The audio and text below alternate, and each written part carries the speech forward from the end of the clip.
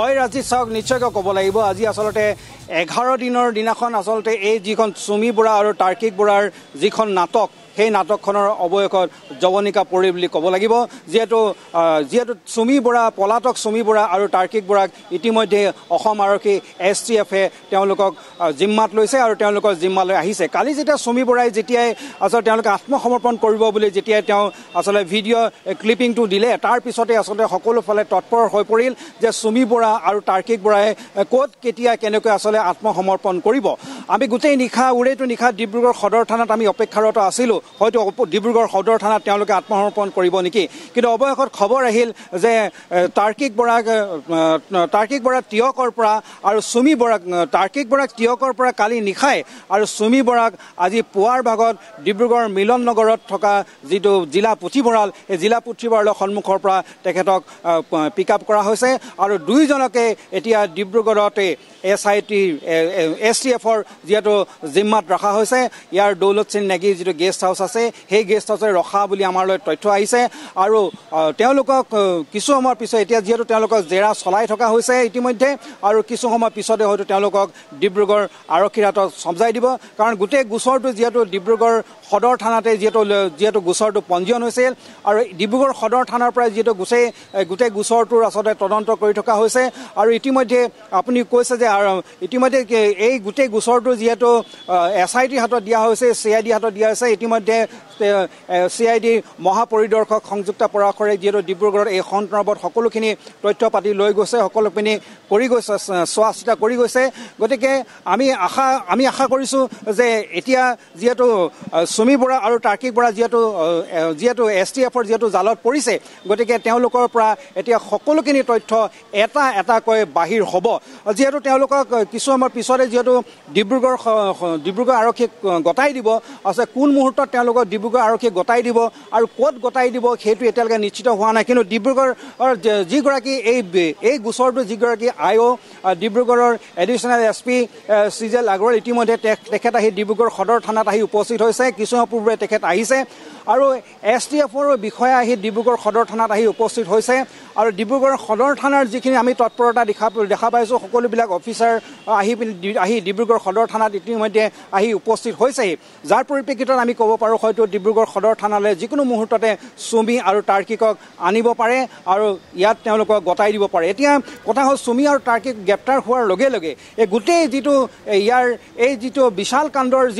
যিটো মূৰ সেইটো এটা নতুন মূৰ ল'ব কাৰণ ইতিমধ্যে দেখা পোৱা গৈছে যে বিশাল কাণ্ডৰ লগত বা বিশালৰ যি ট্ৰেডিং সেই ট্ৰেডিঙত বহু লোকৰ নাম জড়িত হৈ আছিল বহু লোকৰ ইয়াৰ ইনভেষ্টমেণ্ট কৰাৰ কথা জড়িত হৈ আছিল বহু লোকৰ নাম আহিছিল বহু লোকৰ বিৰুদ্ধে লুকআউট নটিচ জাৰি কৰা হৈছিল বহু লোকক ইয়ালৈ আনি তেওঁলোকক সোধা পোছা কৰা হৈছিল মুধা ব্যক্তি কিছুমানৰ নাম সকলো মুখে চলি আছিল চিকিৎসক আৰ্টিষ্ট তেনেকৈ ইউটিউবাৰ্ছ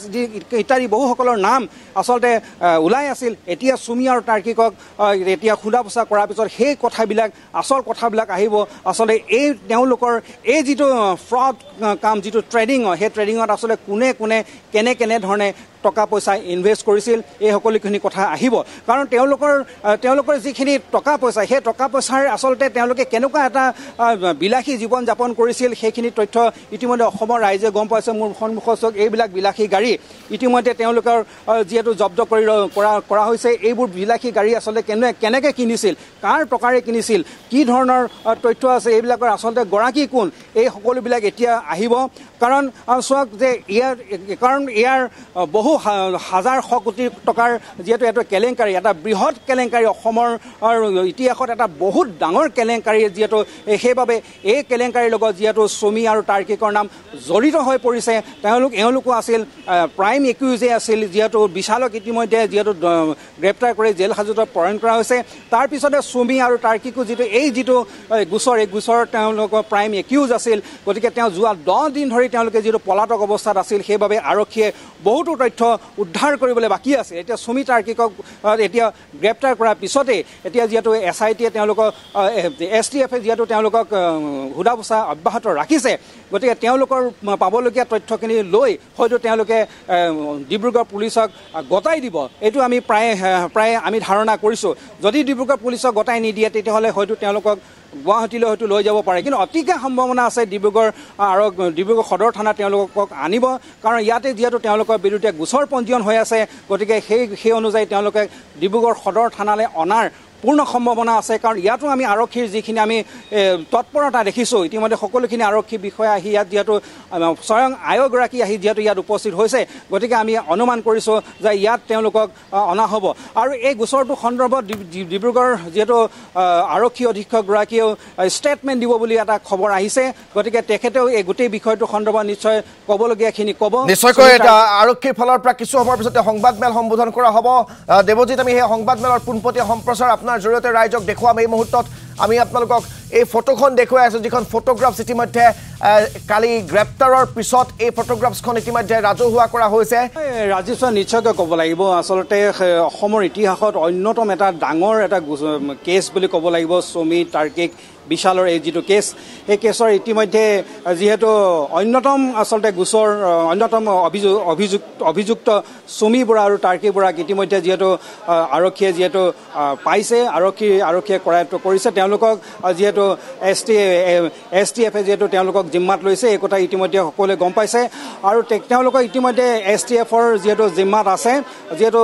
এতিয়া খবৰ আহিছে যে স্বয়ং STFৰ মহাপৰিদৰ্শক পাৰ্থসাৰথী মহন্তই নিজেই তেওঁলোকক লৈ ডিব্ৰুগড়লৈ ইয়াৰ সদৰ থানালৈ আহিব বুলি এটা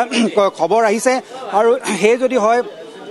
তেতিয়াহ'লে আমি আৰু বহুতো কথা আমি গম পাম আৰু ইতিমধ্যে মই কৈছিলোঁ ডিব্ৰুগড় আৰক্ষী অধীক্ষকগৰাকীয়ে সাংবাদিকসকলক সম্বোধন কৰিব আৰু সেই কথাও ইতিমধ্যে ডিব্ৰুগড় আৰক্ষী অধীক্ষকগৰাকীও আহি সদৰ থানাত উপস্থিত হৈছে আৰু আমি যিখিনি কথা গম পাইছোঁ তেখেতেও কিছু সময়ৰ পিছত এই বিষয়টোৰ ওপৰত তেখেতে ষ্টেটমেণ্ট দিব আৰু যদি সঁচাকৈ যদি পাৰ্থসাৰথী মহন্তক স্বয়ং যদি ডিব্ৰুগড়লৈ আহে তেতিয়া আমি আৰু বহু কথা আমি জানিব পাৰিম তেখেতক আমি সাক্ষাৎ ল'ব পাৰিম আৰু কাৰণ কিয় চুমি বৰা আৰু চুমি বৰাই কালি যেতিয়া যিটো ভিডিঅ' তেওঁ দিছিল সকলোৰে আগত যেতিয়া সেই ভিডিঅ'টো প্ৰকাশ কৰিছিল তাৰ পূৰ্বে আমি গম পাইছিলোঁ যে তেওঁ যিহেতু ইয়াৰ পাৰ্থসাৰথী মহন্তৰ লগতে তেওঁ যোগাযোগ কৰি যিহেতু STFৰ ওচৰতে তেওঁ যিহেতু আত্মসমৰ্পণ কৰাৰ তেওঁ কথা ব্যক্ত কৰিছিল আৰু সেইমতে যিহেতু পাৰ্থসাৰথী মহন্তই যিহেতু গোটেই তেওঁৰ আত্মসমৰ্পণৰ যিখিনি প্ৰক্ৰিয়া সেই প্ৰক্ৰিয়াখিনি আৰম্ভ কৰি দিছিল আৰু সেইমতে আমি যিখিনি তথ্য আমাৰলৈ আহিছে তেনেদৰে যিহেতু তাৰ্কিকক যিহেতু তেওঁক টিয়কৰ পৰা আৰু চুমি বৰাক ডিব্ৰুগড়ৰ পৰা যিহেতু পিক আপ কৰিছে ইতিমধ্যে STFে আৰু STFে পিক আপ কৰি ইতিমধ্যে তেওঁলোকৰ জিম্মাত ৰাখিছে আৰু ইতিমধ্যে ডিব্ৰুগড় সদৰ থানাত সকলোখিনি শীৰ্ষ বিষয়া আহি ইয়াত উপস্থিত হৈছে ইয়াৰ যিগৰাকী IO চিজল আগৰৱাল তেখেত আহি উপস্থিত হৈছে ডিব্ৰুগড় জিলা আৰক্ষী অধীক্ষকগৰাকী উপস্থিত হৈছে অন্যান্য সকলোবিলাক শীৰ্ষ আৰক্ষী বিষয়া আহি ইতিমধ্যে ডিব্ৰুগড় সদৰ থানাত উপস্থিত হৈছে আপুনি দেখিছে সবফালে এক বিশেষ তৎপৰতা সকলোফালে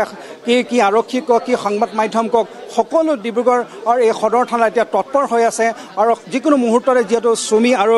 তাৰ্কিকক ইয়ালৈ আনিব পাৰে আৰু সেইবাবে সকলো অপেক্ষা কৰি আছে আৰু আপুনি যিখিনি কথা কৈছে সুদা বচাৰ জেৰাৰ কথাখিনি যিখিনি কৈছে আৰক্ষীয়ে আচলতে কি ষ্ট্ৰেটেজি লৈ তেওঁলোকক জেৰা কৰিব কিখিনি কথা সুধিব সেইখিনি অৱশ্যে আৰক্ষীয়ে